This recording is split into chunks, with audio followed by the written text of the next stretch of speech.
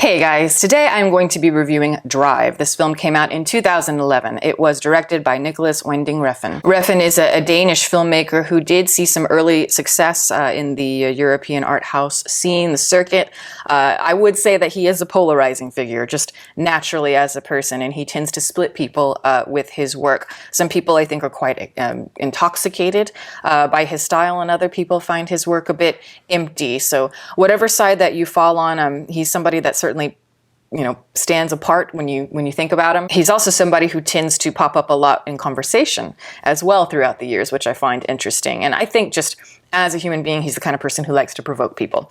But it clearly works well for him. He gained enough buzz and respect, to be able to get to the point that he was, to get to the point where Ryan Gosling asked him to direct the film Drive. Not bad, I'd say, and this movie, of course, is his big breakout film. It's his big crossover where he was able to transition kind of beautifully to Hollywood, bringing, that European art house approach. And as we all know, the film became a huge, huge success and remains a huge success. It became a cult classic of sorts, and it provided kind of a maybe more pensive, more quiet version of maybe a genre action piece that maybe people of my generation, young people, weren't used to seeing. I've known a million guys in my time who have just idolized the Ryan Gosling character and kind of the mythos surrounding that type of figure in films. Even my brother, he had like a replica of the satin jacket with the scorpion. But I understand in a way, because in this day and age, we just don't have great action stars the way we did. We have superheroes more now, but we don't have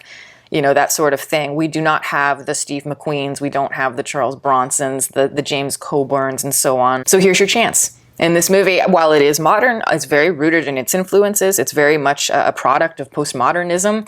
It's very meditative. It's dreamy. The structure is non-linear, which is also kind of intriguing about it. It's all very aesthetically conscious of how it's working to convey the mood. And all of that, of course, is a staple of postmodern filmmaking. At times, it worked very well for me. I can see the talent here, no question.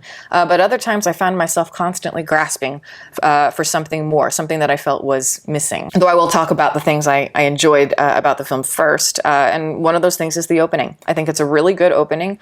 It draws you in immediately, and I like that it stays in the car with Ryan Gosling's character. It doesn't really go outside of it much. Always from his point of view, nice pacing, it's a nice look. It also sets the character up very well. You get a sense of the mystery, the stoicism, of course, but you understand his resourcefulness, his timing, all of that. But what I thought was really interesting is actually the way they connect those first, I think it's like the first 3 scenes together that involve the Ryan Gosling character. We're seeing him play all these different roles. And I like that subversion of expectations there, where we don't know who he really is. So, first he's this mysterious driver. So we immediately think, oh, he's like a heist guy. And then you just see him as just a guy going to his apartment, living his life. And then suddenly he's in a cop uniform and we're like, oh, whoa, he's a cop. I did not see that coming. And then, oh, no, he's a stunt driver for movies in a costume.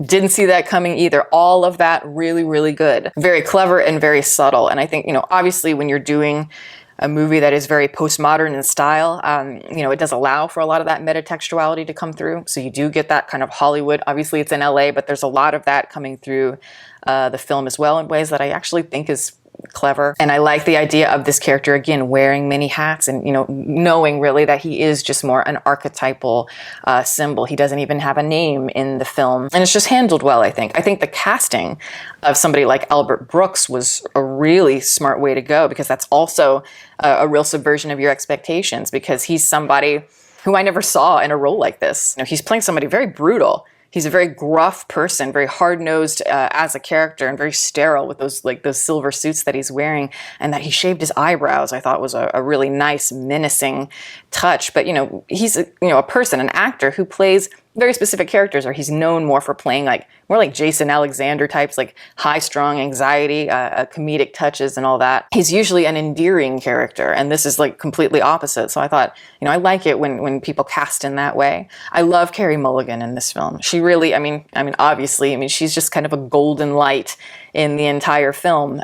She just has a wonderful presence as an actress on screen, a sweetness, and I love that permanent sort of smirk that she has There's just a charm to it, but it is endearing. Dimples to die for, and it's like, how could you not fall in love with that face? You know, just pure sunshine and daisies. Ryan Gosling, though, you know, obviously when he took a role like this, it became a very famous one for him. And it really did become the one where he began to build a career more on that stoic, you know, action hero type of character. But here, there is something very interesting about the character, in contrast to most of those more kind of roguish outliers that we do see. You know, here there's a surprising innocence to this character, and a boyishness, certainly. You guys who watch me regularly know that I'm not a Ryan Gosling fan, and I've never been compelled by his particular brand of stoicism. It's just never been convincing for me. I always felt he was too stiff on the screen, and it just registers as flat.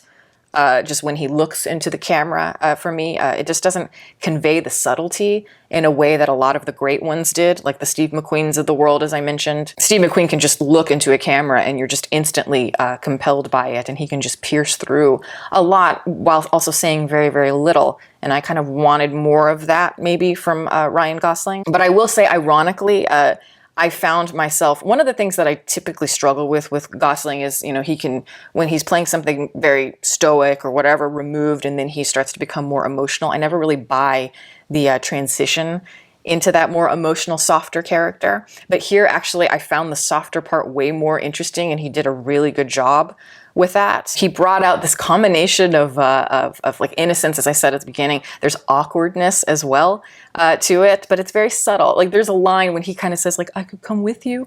And it was just so, you know, it felt like pathetic, but it was just so sweet. I don't know. And I think he nailed the inflections in that line. This is a character who's always contrasting between the hard and the soft. And that's, you know, the whole point of the character. The ambiguity of the driver, but also being pulled in two different directions constantly is where the tension lies. It's very much that action hero, that Western hero we grew up with in entertainment. But really his objectives and everything overall are very simple. What he wants out of life is very simple.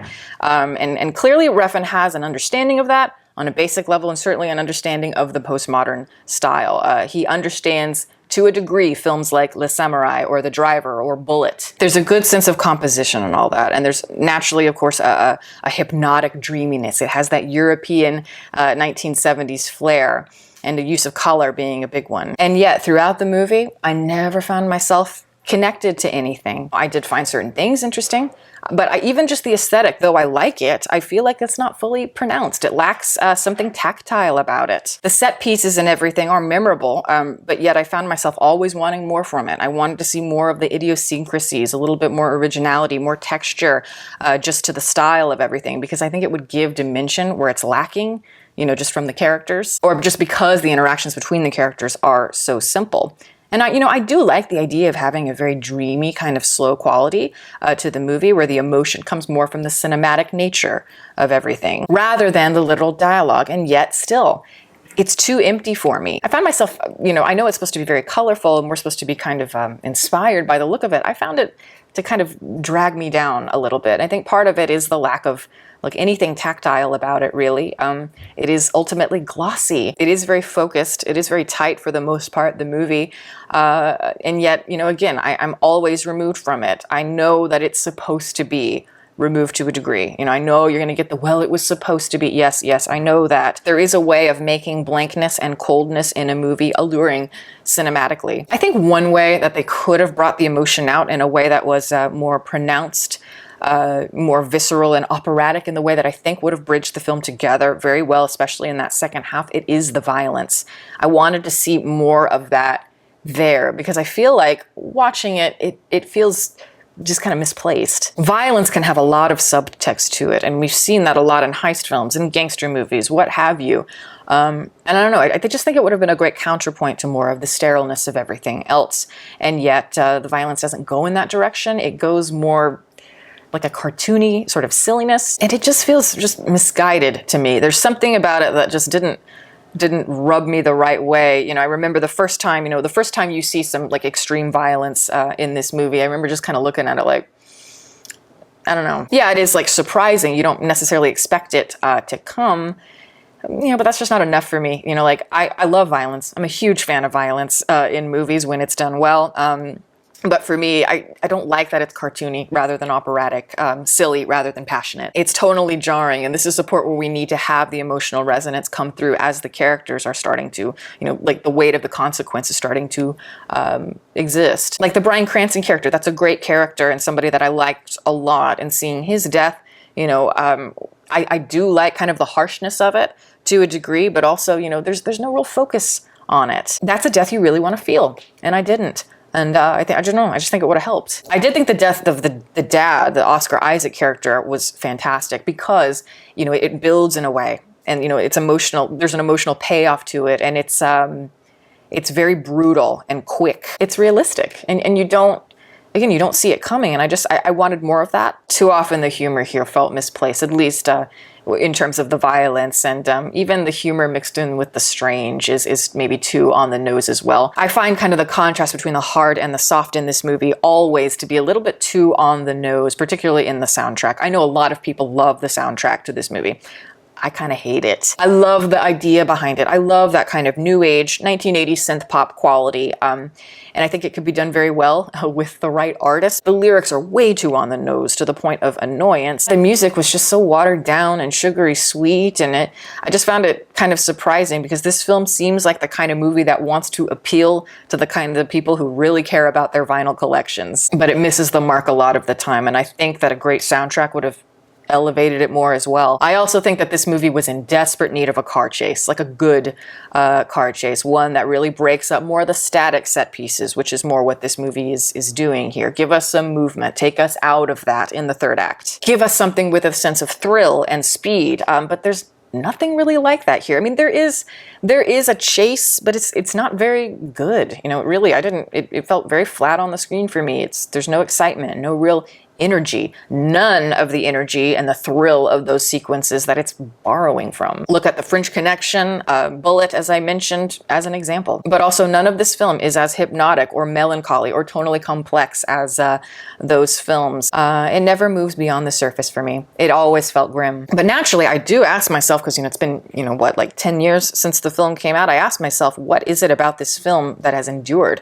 What about it makes it such a classic, and why do so many people really love the Ryan Gosling character the way they do? And maybe somebody can answer this question way better than me, but just my gut tells me that this is one of those situations where timing was everything.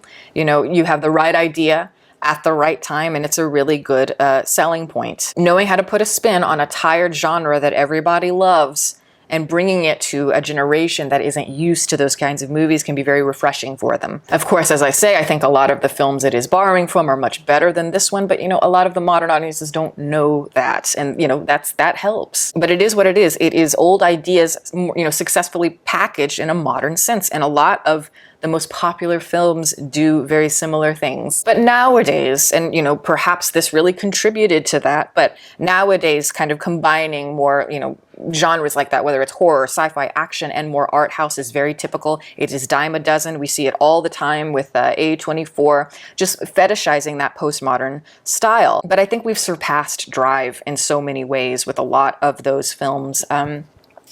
But that's again, it's just my opinion.